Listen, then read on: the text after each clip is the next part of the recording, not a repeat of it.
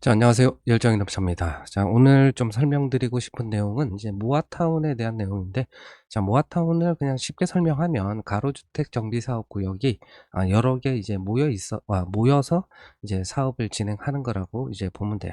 근데 가로주택 정비사업 같은 경우는 이제 면적 규정이 있죠. 1만 제곱미터. 예, 보다 이제 작아야 된단 말이에요.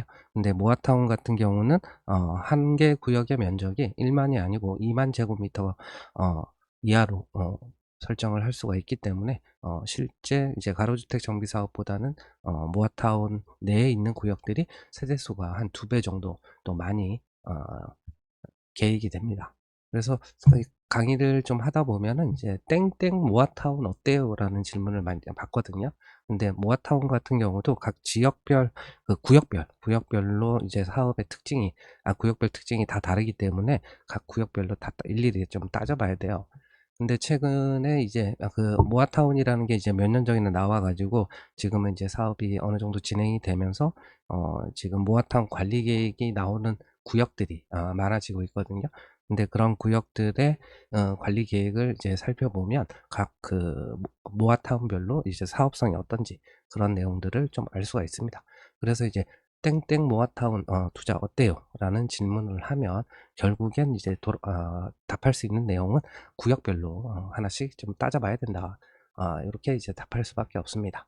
그래서 오늘 이제 사례로 이제 한 구역에 이제 모아타운 관리 계획이 최근에 그 공람이 떴길래 한번 좀 정리를 해봤습니다. 자, 일단 처음으로 이제 모아타운 사업이 이제 어떤 특징들을 갖고 있는지를 좀 알고 넘어가면 좋겠죠. 그래서 가장 큰 특징은 이제 그 빠른 사업 진행 절차입니다. 이 절차가 이제 재개발이나 재건축보다는 이제 모아타운 자체가 이제 좀 빠르게 진행되거든요. 그래서 이제 어떻게 되는지 보면, 자, 일단 단계는 이제 1, 2, 3단계로 나눠져 있는데, 일단 1단계가 이제 모아타운 구역을 이제 선정하는 단계입니다. 근데 뭐 대상지 공부, 뭐 대상지 제출, 평가, 그 다음에 선정 발표, 이렇게 나온단 요런 이제 절차가 있는데, 요거는 이제 신통 재개발 후보지 선정하는 거하고 똑같습니다. 자, 그리고 이제 두 번째가 이제 모아타운 대상지가 선정이 되면 이제 모아타운에 대한 이제 관리 계획을 이제 수립을 하게 되겠죠. 그래서 관리 계획 수립을 하고 이제 승인 요청을 하고 주민공람하고 이제 통합심의해서 이제 지정 고시를 한다. 그래서 이제 요것도 우리가 신통 재개발 같은 경우도 신통 재개발 구역에 이제 정비 계획을 이제 수립을 하고 주민공람하고 그다음에 이제 통합심의하고 이제 지정고시하는, 그래서 이제 정비구역 지정을 하는 절차랑 이제 같다. 그래서 우리가 신통 재개발에서 정비구역 지정이 됐다라는 거와 모아타운에서 이제 관리계획 수립 고시가 났다는 거는 같은 의미입니다. 자, 그래서 1단계, 2단계는 신통 재개발하고 이제 같다라고 보면 되고요. 가장 큰 특징이 이제 3단계가 다른 거예요. 그래서 이제 3단계가 모아주택 사업 뭐 시행하는 절차인데, 보시면은 우리가 이제 재개발 재건축에서는 추진위 단계가 있었잖아요. 근데 없죠. 이게 바로 이제 추진위 단계 자체가 없고 바로 조합 설립인가, 그 다음에 통합심의, 사업 시행인가, 그 다음에 이주 착공이에요. 그러면 이제 사업 시행인가 다음에 이제 관리 처분인가라는 절차가 뭐 재개발이나 재건축에서는 있는데, 이 모아타운에서는 이제 사업 시행인가 고시문 자체에 관리 처분 계획을 이제 같이 포함하도록 되어 있기 때문에 관리 처분인가 단계가 이제 생략됐습니다. 그래서 이제 가장 큰 특징이 이제 사업 진행 절차가 굉장히 빠르다. 단순하니까 이제 빨리 진행될 수 있다. 네, 그래서 이게 결국에 그 구역 내 조합원들의 이제 의지가 강하다면 결국엔 사업 진행을 이제 빨리 할 수 있다라는 그런 가장 큰 특징을 가지고 있고, 자, 두 번째 같은 경우는 이제 노후도 요건이, 기존에는 이제 모아타운 같은 경우는 이제 60%였단 말이에요. 근데 이제 법이 개정되면서 이제 50%까지 노후도 요건이 이제 완화가 됐다. 요게 이제 어떤 거냐면, 결국 이제 모아타운 같은 경우는 구역 내에 신축 빌라들이 이제 많은 곳에서 이제 진행하는 그런 이제 사업장과 구역들이 많아요.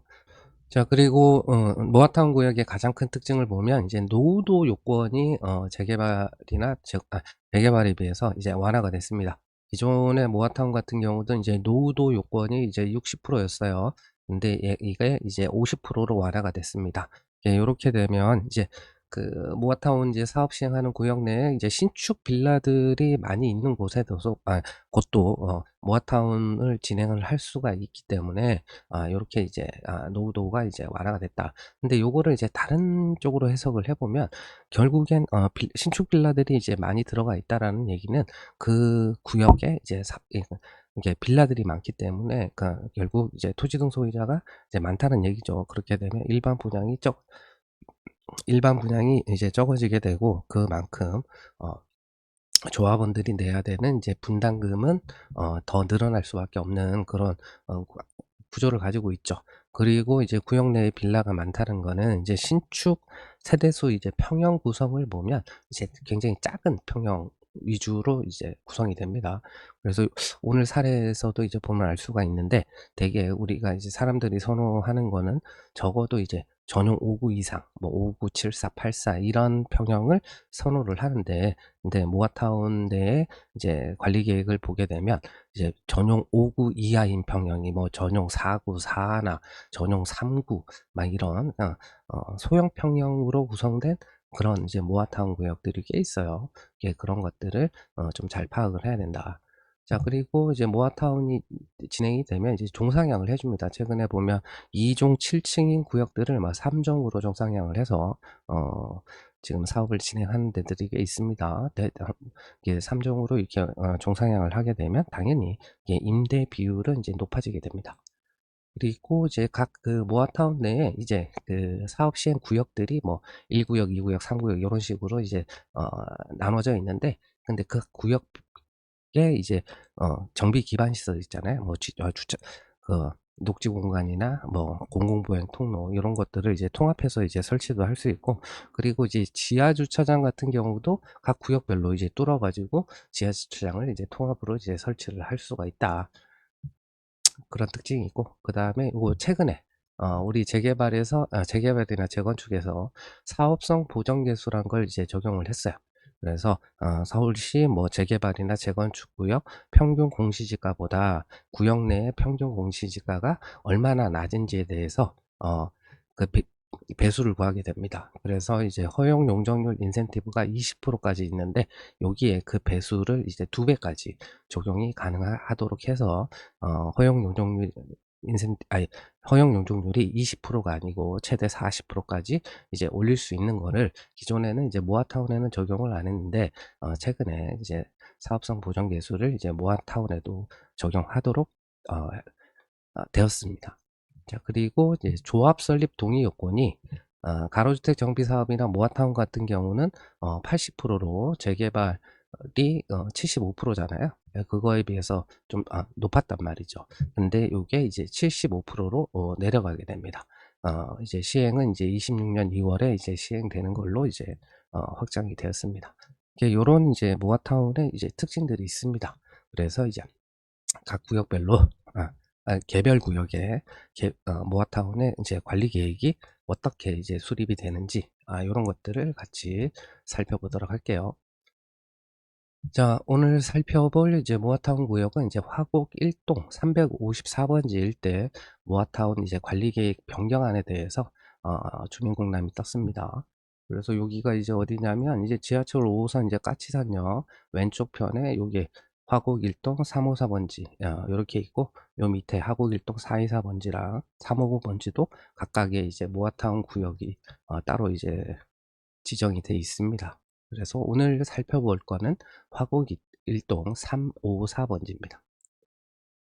구역은 이제 기존에 보시면은 이렇게 1, 2, 3, 4, 5구역 이렇게 됐어요. 근데 이제 변경된 걸로 보니까 구역이 줄었어요. 1구역, 2구역, 3구역 이런 식으로 이제 5개 구역에서 3개 구역으로 이제 구역이 줄어들었다. 그리고 여기 보시면 1구역하고 2구역이 하나로 통합됐고 그리고 이제 3구역 같은 경우도 이제 구역 위치가 저기 구역도가 이제 변경이 됐고 그 다음에 이제 4구역, 5구역 같은 경우도 이제 하나로 통합이 됐고 이제 구역도도 약간 일부 변경이 됐습니다. 왜 변경이 됐는지 보니까 그리고 용도 지역은 이제 3종 일반 주거 지역으로 바뀌었습니다. 그래서 기존에는 2종 7층이었는데 요거를 이제 3종 일반 주거 지역으로 이제 바뀌게 되고, 요번에 변경안에 보게 되면 기존에 이제 구역이 이제 바뀌었잖아요. 근데 바뀐 곳만 이제 3종이고, 이제 그죠, 구역에서 빠진 데는 이제 2종 7층으로 이제 다시 환원이 되게 됐다. 그래서 보시면은 이제 주민공람이 관리계획에 대한 주민공람이 이제 9월 1일부터 9월 15일까지 이제 공람이 진행 중이고요. 그래서 기존에 사업가는 구역이 1, 2, 3, 4, 5구역이 있었는데 요거를 1, 2, 3구역으로 이제 3개로 이제 줄어들었 걸 알 수가 있죠. 그리고 이유를 보니까 여기 보시면은 변경 사유했단 말이에요. 그래서 원활한 사업 추진 및 합리적인 계획 수립을 위해 두 개 구역을 통합해서 사업에 반대하는 사업구역에서 이제 제척을 했다라는 거고요. 그리고 주민의사 반영하여 이제 반대하는 필지 제척하고 찬성하는 필지를 추가. 그다음에 두 개 구역을 이제 통합했고 사업에 반대하는 구역은 제척을 했다. 이렇게 돼 있습니다. 자, 그래서 기존에 이렇게 바뀌면서 결국 여기 빠진 부분들 있잖아요. 구역에서 빠진 부분들. 그럼 이 부분은 이제 반대하시는 분들이 많은 거고, 여기도 그렇고, 그리고 여기 뭐 일부도 그렇고 이렇게 반대하시는 부분 많은 데는 이제 빼고, 찬성 기존에 이제 구역이 아니었는데 여기가 이렇게 이제 포함된 거 같은 경우는 이제 찬성하는 사람들이 있는 쪽은 이제 편입을 이제 줬다. 그런 내용입니다. 자, 그리고 용도 지역은 2종 7층을 3종으로 이제 종상향을 해줬고요. 3종이니까 당연히 용적률은 이제 300%까지 이제 올려주게 됩니다.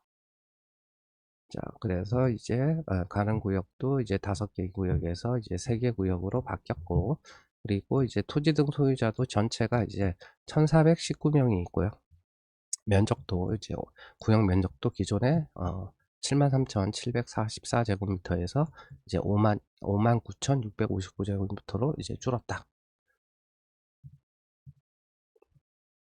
그래서 건폐율은 이제 50% 이하고요. 용적률은 여기가 3종으로 됐으니까 이제 상한 용적률은 이제 250%고, 그 다음에 이제 법적 상한 300%까지 이제 올릴 수가 있죠.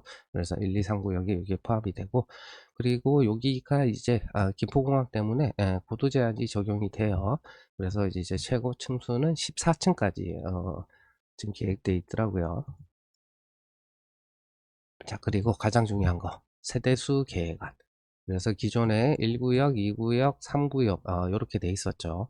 그리고 전체 세대수를 보게 되면 이제 550세대, 1구역 같은 경우가 이제 550세대고, 평형 구성을 보게 되면은 전용 46, 59, 84 이렇게 이제 구성이 됐습니다.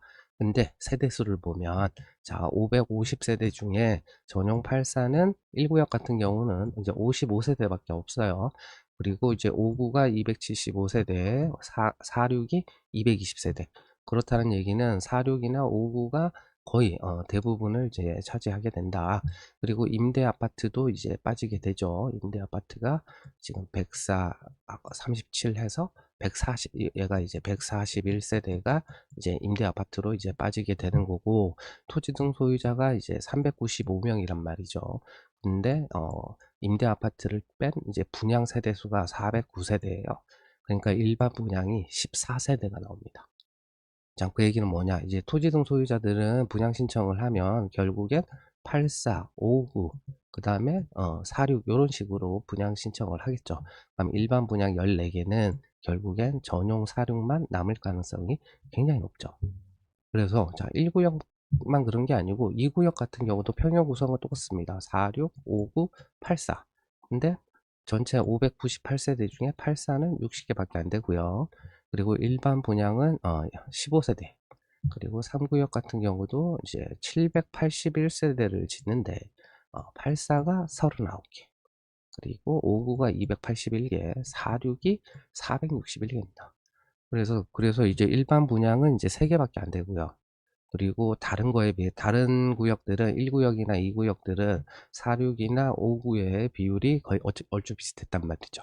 근데 상구역 같은 경우는 4-6이나 5구의 비율이 거의 2배 가까이 차이 나죠. 그럼 그렇다는 얘기는 이 상구역 같은 경우는 전용 4-6의 세대수가 전체 781세대 중에 461세대로 거의 절반 이상을 차지하게 되는 그런 상황인 걸로 보입니다. 자, 그래서 결국엔 뭐냐, 이제 이 구역, 이제 모아타운에 같은 경우는 결국 구역 내에 이제 빌라가 많을 수밖에 없죠. 그리고 거기를 이제 아파트로 이제 개발을 하다 보니까, 그러면 모든 토지 등 소유자들에게 결국엔 이제 그 아파트를 한 채씩 줘야 되겠죠. 그렇게 하다 보니까 이제 분양 평수 자체가 소형으로 구성될 수밖에 없고, 그리고 그 구역 내에 이제 빌라가 이제 많은 구역들 같은 경우는 이렇게 소형 평수의 빌라를 많이 지을 수밖에 없는 그런 태생적인 한계를 가지고 있습니다. 그리고 우측에 보면은 이제 배치도가 이렇게 돼 있고요. 이제 고도 제한이 여기가 이제 14층 밖에 이제 적용이 안 되고, 그러니까 이제 건물 사이들의 이제 간격이 높을 수밖에 없어요. 그러니까 고도 제한이 높게 못 올리니까 옆으로 늘려서 이제 재개발을 해야 될 거 아니죠. 재개발을 해야 되니까 결국 건폐율이 보통 일반적으로 우리 뭐 재개발이나 재건축에서 건폐율은 15에서 20%가 일반적이죠. 근데 여기 지금 배치도를 보면 충수에 비해서 지금 각 동간 이제 좀 간격이 딱 봐도, 배치도만 봐도 굉장히 이제 붙어 있는 거를 이제 알 수가 있습니다.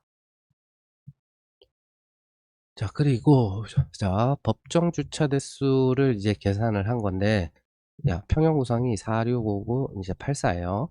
근데 지금 주택 건설 규정에는 이제 소형 평형 같은 경우는 이제 세대당 한 대가 아니고 0.7대 요렇게로 규정이 되어 있는데, 서울시 같은 경우는 지금 전용 84 같은 경우는 이제 한 대로 규정이 되어 있고, 59나 46은 0.8 밖에 이제 적용이 안 되고, 그러니까 이제 건물 사이들의 이제 간격이 높을 수밖에 없어요. 그러니까 고도 제한이 높게 못 올리니까 옆으로 늘려서 이제 재개발을 해야 될 거 아니죠. 재개발을 해야 되니까 결국 건폐율이 보통 일반적으로 우리 뭐 재개발이나 재건축에서 건폐율은 15에서 20%가 일반적이죠. 근데 여기 지금 배치도를 보면 충수에 비해서 지금 각 동간 이제 좀 간격이 딱 봐도, 배치도만 봐도 굉장히 이제 붙어 있는 거를 이제 알 수가 있습니다. 자, 그리고 그래서 좀 정리를 해보면 서울에서 지금 모아타운 진행 중인 구역들 중에 오늘 살펴본 구역과 같은 그런 평형 구성과 일반 분양 비율을 그러니까 소형 평수 위주의 평형 구성과 일반 분양이 거의 없는 그런 구역들도 제법 많습니다. 그러면 내가 만약 이제 모아타운 구역에 관심이 있다면 결국엔 평형 구성하고 일반 분양이 어느 정도 나오는지를 이제 알고, 그리고 내가 살려고 하는 그 매물 가지고 어느 평형을 이제 분양받을 수가 있는지 요런 것들도 이제 살펴보고 투자 결정을 좀 해야 된다라고 생각을 합니다. 그래서 뭐 모아타운 구역 모아타운 전체, 서울에서 진행하는 감사합니다.